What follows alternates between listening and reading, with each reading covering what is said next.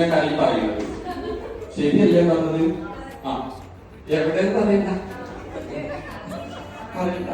ഇത് സ്വാഭാവികമാണ്. ഒരാള് നന്നായി അറിയാതെ ഇത് വരും. മനുഷ്യന്മാരെങ്ങനെ പഠിപ്പിക്കുന്നത്? അത് മനുഷ്യന്മാരെങ്ങനെ പഠിച്ചത്? അതുകൊണ്ട് നിങ്ങൾ പ്രശ്നങ്ങളാണ്. ഇങ്ങനത്തെ അങ്ങനെ കുയിത്തൊക്കെ എഴുതിക്കാൻ മനുഷ്യന്മാരില്ലാത്തോണ്ടാണ്.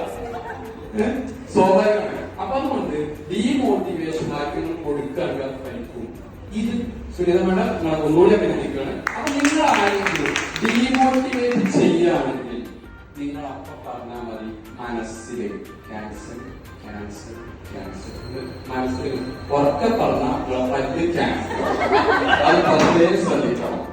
പ്രത്യേകിച്ച് കെട്ടിയവരുടെ മുന്നാണെങ്കിൽ കെട്ടിയ അല്ലേ തന്നെ തല പുണ്ണാക്കി വരികയാണ്. അതിന്റെ ക്യാൻസർ